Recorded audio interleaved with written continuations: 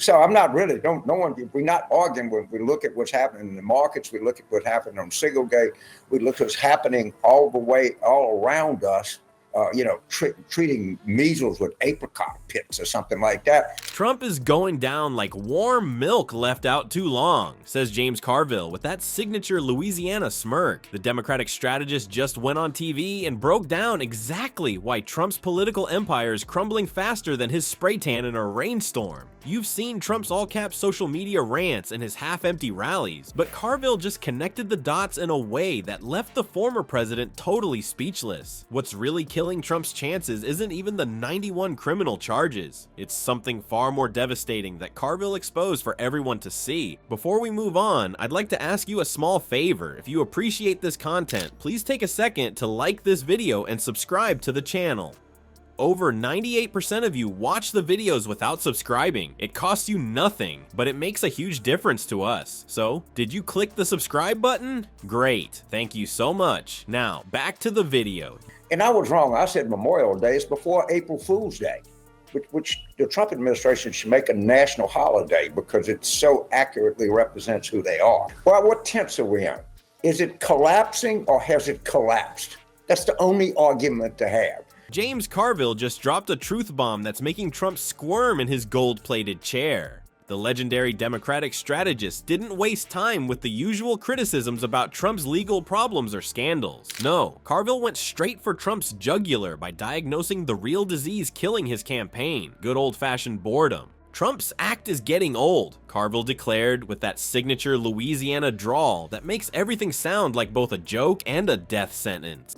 I believe that this administration, in less than 30 days, in the midst of a massive collapse, and particularly a collapse in public opinion.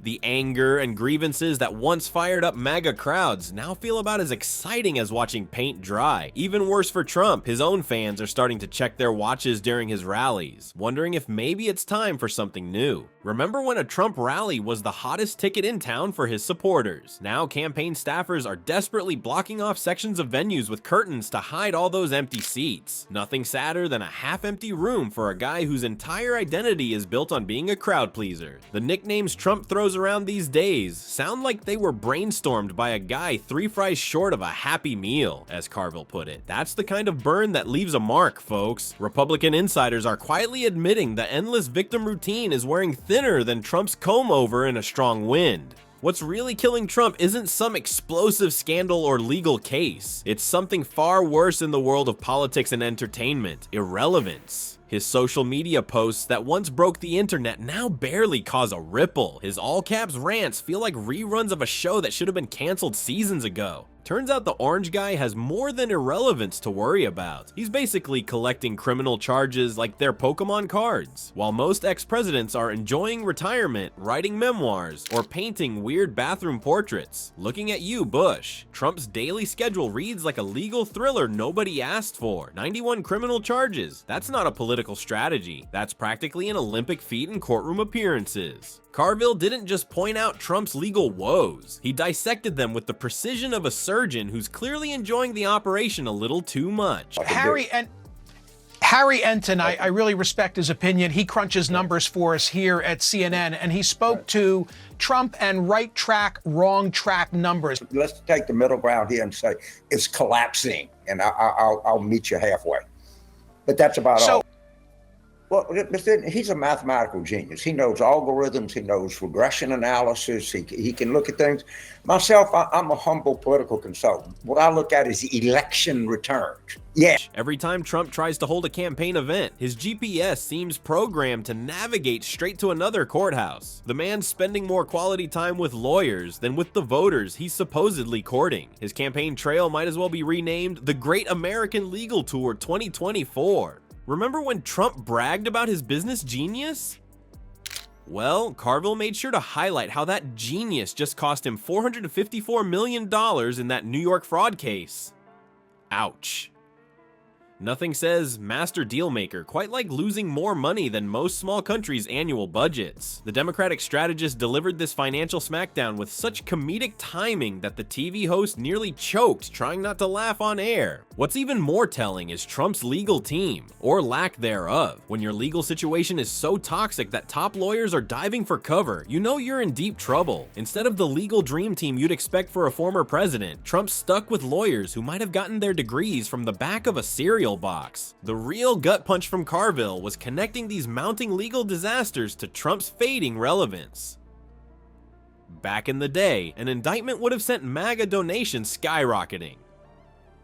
Now, it barely causes a blip on the fundraising radar. The checks aren't flowing like they used to. You know that saying about Trump shooting someone on Fifth Avenue without losing voters? Well, that theory is getting put to the test, and even Carville can hardly contain his glee about it. The MAGA army that once stormed into battle at Trump's every tweet is quietly sliding toward the exits. They're just doing it on tiptoe so nobody notices. The conservative media landscape that once treated Trump like a golden-haired messiah is now subtly preparing for life after the orange one. Fox News, his former propaganda machine, has been giving more and more airtime to potential replacements like DeSantis and Haley. It's like watching someone slowly ghost their clingy ex while still replying, "We should hang out sometime," to avoid the drama. Even more shocking is how the Drudge Report, yeah, that bastion of right-wing news, actually ran a story about Trump's mysterious hand sores. Back in 2016, conservative media would have defended Trump if he showed up to a rally dressed as Big Bird. Now they're analyzing his potential health problems like celebrity gossip columnists picking apart a star's exhaustion rehab stint. The money tells an even clearer story. Republican donors are playing a fascinating double game, publicly throwing support behind Trump while privately directing their cash to other candidates. As Carville colorfully put it, they're like rats preparing to abandon ship. Nothing says "I believe in you" quite like keeping your wallet firmly closed. Perhaps the most devastating evidence of MAGA's silent exodus is sitting in warehouses across America. Trump merchandise, once flying off shelves faster than toilet paper in a pandemic, is now collecting dust. No more impulse buy MAGA hats at gas stations. No more Trump flags flying from pickup trucks. It's the most tangible proof that the base is experiencing what Carville diagnosed as MAGA fatigue. And as our saga of Donald's dwindling relevance comes to a close, James Carville delivers perhaps the most devastating prediction of all. Trump won't go out with a bang or even a whimper. He'll be the last person to realize his show is over. Carville, with that trademark Louisiana sass, painted the perfect final scene. Trump standing alone on an empty stage, the lights off, the seats vacant, still performing to an audience that left hours ago. What truly silenced Trump wasn't just hearing about his legal disasters or polling nightmares. It was the brutal reality that his act has become background noise in America's consciousness. The curtain is falling, and somewhere in the distance, Carville is cackling.